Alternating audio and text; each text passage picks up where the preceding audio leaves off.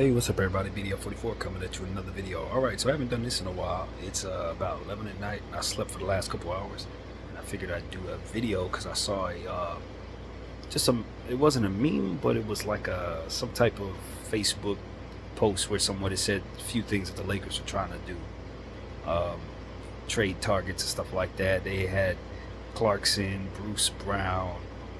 And the name that came to mind that I thought was interesting was Nikola Vucevic from the Bulls. He's on a 2-year, 20 mil a year deal. It's not a great deal, but it does expire at the end of next year.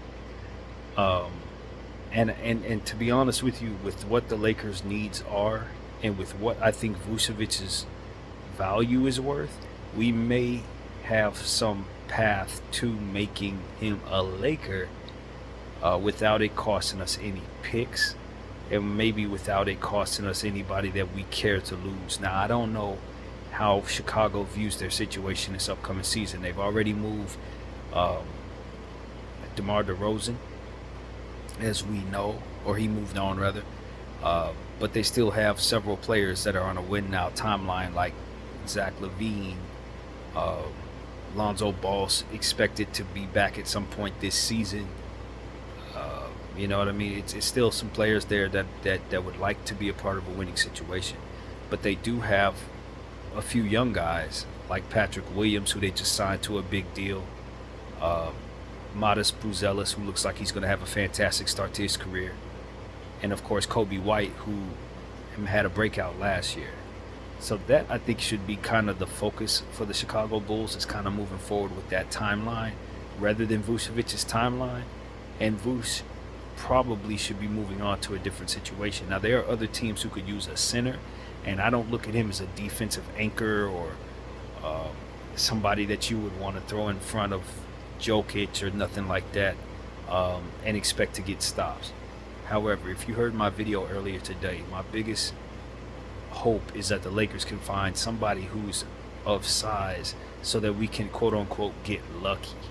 And that's really how I look at it. I just have it in my mind that the Lakers need a big man so that you can at least have someone to throw at Vucevic, at Jokic, at Embiid. They don't have to be great players. They just have to be big and strong enough so that you can get away with not keeping AD on those players the entire game. Now, AD's going to be on the floor, but I'd rather him be a weak side help guy than the body being leaned on, especially if I have ideas that I want him to be a offensive scorer, for which I think we need him to be. So for me, even though Vucevic is an offensive player too, and probably not a very good defensive player, at least I get the ability to take AD off of those players for a time. I can see a world where you end up putting AD on those guys any damn way, because Vucevic is having no success defensively, but Vucevic will also take some of the pressure off of AD on the offensive side, as to which AD can focus more on the defensive side just the same. So that's kind of the vision for me. I don't expect Vucevic won't irritate me with some of his issues. He could be considered injury prone, not as much as of late, but with Orlando, he was missing a lot of games a good portion of the time. So a return to injury issues could really be a thing, which is why I wouldn't consider giving away any picks for him. But Chicago is not in the greatest position of leverage, if you ask me, because they really do have some things on their situation that ultimately takes leverage away from them. With some of the contracts that they have, some of the issues they've had in the past, you can get away with attempting to not pay price for what they have, in theory. But that doesn't have to necessarily work out for you. But if they're interested in moving Vucevic, which they may very well not be, I think I would try to explore opportunities to bring him in, because at the end of the day, that really is the thing that I think puts a cap on the Lakers' ability to, as I like to say, get lucky. If you have enough players that can match up with multiple styles, even if those players are not great matchups, at least you have the bodies to throw at teams. Somebody quick enough to guard De'Aaron Fox defensively would be ideal as well.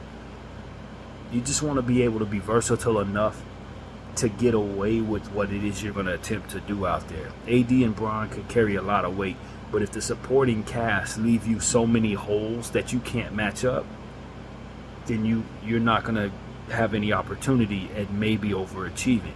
So that's my attitude. Is there a way we can maneuver within the margins that we're forced to work within that can create opportunities for us to have matchup sufficient opportunities out there for the field that we have in front of us?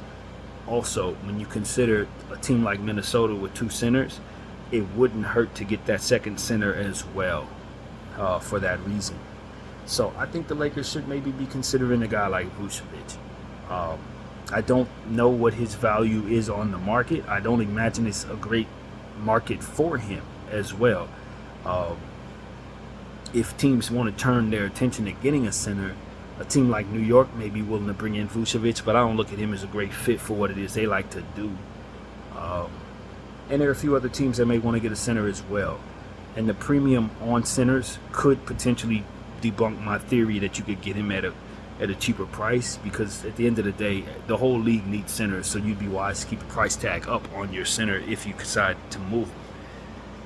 So I don't know. Like I said, I don't doubt Chicago may just turn around and say, nah, I'm not moving him. That's understandable. But if in any path there is a way to receive Vucevic without giving up picks, it may be something to explore. Now, I'm not, in my world and as a Laker fan, I'm not in the business of giving up players like Rui Hachimura or Vanderbilt. Even the expiring contract of D'Angelo Russell, I would much rather move in a different situation. And there is a very good chance that Chicago's going to ask for one of those type of players. So I know that it takes something good to get something good, but I don't believe Vucevic, in my opinion, is worth parting with any of those players. So I'll probably walk away without actually getting Vucevic, unfortunately, even though I made this video saying we probably should. If it's going to cost me one of those nice young pieces for the salary match, I'm out. But if they're willing to do something like a Gabe Vincent, Cam Reddish, Jackson Hayes type situation, I'd be happy to do something like that. Christian Wood, maybe. I'd be happy to part with some of the stuff that I don't love so much to get Vucevic. And I know that sounds ridiculous to somebody who's not a Laker fan, but my thinking is I don't believe Chicago has a lot of leverage to really do anything, and I do think they need to pivot away from the timeline they're on. Now, that doesn't mean that they would be the greatest landing spot for some of those guys, but if you get a third team or a fourth team involved, maybe throw in some second rounders, for which I don't know that we have many of, you may be able to swindle away to part with those pieces as the salary match. Doesn't seem realistic to me, to be honest. But these are the parameters that I would like to work with as a Laker fan, trying to get Vucevic, if at all possible. But realistically, it doesn't feel like that would be something or Chicago would even consider. So, I mean, I can see why a deal hasn't been done in that vein. I know the Lakers have likely been talking to Chicago about things. And I'm pretty sure they want a player like Rui Hachimura. I'm pretty sure they want a player like Austin Reeves. I'm pretty sure, Vucevic has made an all-star team in this league. So if I had him on my team, I'm probably asking for a little more than what would be reasonable, to be honest with you, especially knowing the premiums out there for centers. So this may just be me throwing out ideas, wasting breath. But I do think the Lakers should kick the tire on trying to get somebody big this season. And, if it's at all possible, we can move on from some things that we don't mind moving on from to get that center. I do not want us to hesitate on doing so. Yeah, that's really what it comes down to. I would prefer not to throw D'Lo into this deal. He's at $18 million, so it would be a lot easier to throw him and Cam Reddish in there and then have Vucevic. But look at D'Angelo Russell as a piece that if you move him without bringing back a point guard, now you got an entirely new problem. That's really what it comes down to. I'm not in the business of trying to create new problems for myself. So it's like I'm of the mindset that you just stick with the poison you got, I guess is what I would say. I wouldn't necessarily look to plug one hole and then create another. I mean, it's lateral in my mind, especially in a sense where I would probably rather have D'Lo than Vucevic in a nutshell at this point. So if I'm going to create a problem, I'm not going to bring back the player that I would at least rather have, I guess is what I can say. Now, Vucevic being off for another year can change what you're thinking, but I don't necessarily look at that as a plus for a multitude of reasons, none less than just having opportunities of free agency next year, potentially, if D'Lo comes off our books, or if we trade him for some type of trade exception or some type of piece. Maybe we can get something for D'Lo if we decide to move him. But I do think that what needs to be taken into account in regards to D'Lo is how difficult it's been to not only move him, but difficult for him to find what he's looking for on the market. So maybe moving on from him could potentially be a plus when you consider that he may be a dead asset on the market. But I don't think it has to remain that way. He could very easily have a very good season and change a lot of things in that regard. And he has shown good faith towards the Lakers. I think he wants to be a Laker. Opting into his deal obviously was for the money for himself, but I think he's also very happy to be here. So I don't really know if that opting in is any indicator of that truth at all. But whatever the case may be, there are going to be some things available to the Lakers if he does have a great season, and maybe you don't want to move him at this price because of it. So that's something to think about. But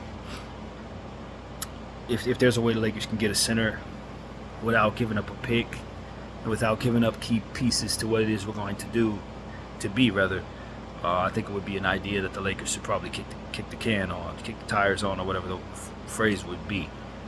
So yeah, that's really where my head is, man. We're just trying to get our head right in regards to the Lakers once again. We got the season coming up in about a month, about 30 days away from our first preseason game. Very excited about that. So, content will be rolling in. I definitely am still committed to doing that without any doubt.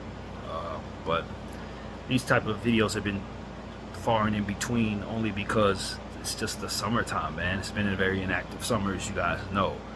But if there's something to talk about, I'm always willing to talk about it. So that's pretty much where my head is. I didn't really have too much more than that. I do want the Lakers to consider that piece that will help us guard a fast player like De'Aaron Fox as well. Bruce Brown's contract is a bit on the crazy side, but if there's a piece out there that could be a pest in that way, that would be great. Of course, we talked about Jordan Goodwin earlier today. Welcome to the LA Lakers. I don't know if he's going to be on the big team or not, but he will have an opportunity to showcase what he can do in the preseason and in summer and the camp as well, as we approach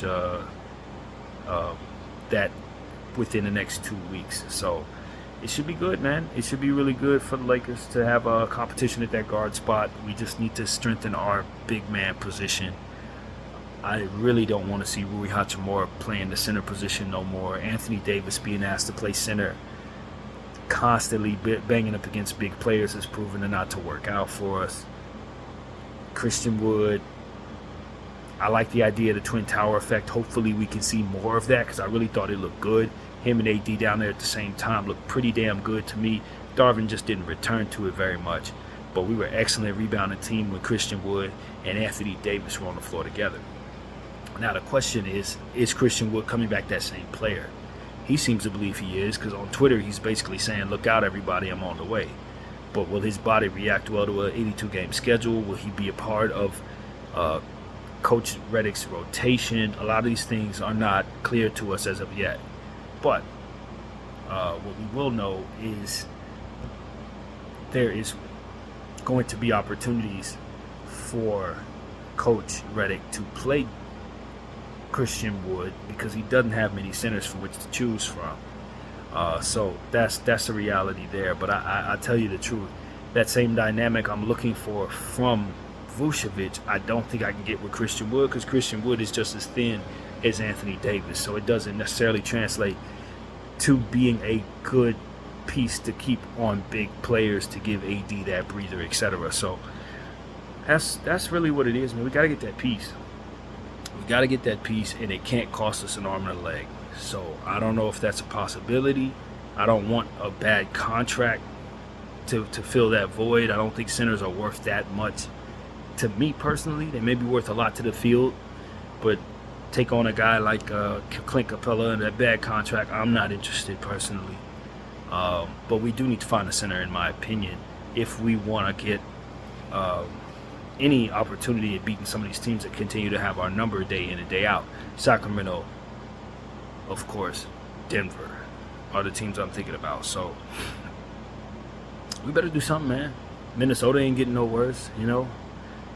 New Orleans has some big players, even though they move on from the guy they sent to Washington, who I think is also somebody the Lakers may end up trying to trade for. Starts with a V. Can't think of his name right now, but y'all know who I'm talking about. Valanciunas. He may be somebody that the Lakers are targeting midway through the season. It's been reported basically he signed that Washington deal with the intention of likely being traded.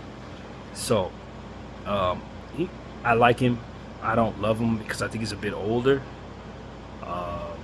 I don't know if he's going to give me a whole lot. But, again, you just need somebody big enough to throw at these people, man. They don't have to be effective. They just got to provide the guys of being big enough to be leaned upon. Let them take on the pressure of that weight. That's all I'm saying. You need that player. So, yeah, man. It's not an easy fix. I'm not going to lie to you guys. I don't know that Rob is going to be able to do this. But going after Vucevic without throwing in picks, without throwing in key players, is something that I would want done, if at all possible. So that's really the thought there, man. Go Lakers at all times. My name is BDF44, and I thank you all for watching. I'm out.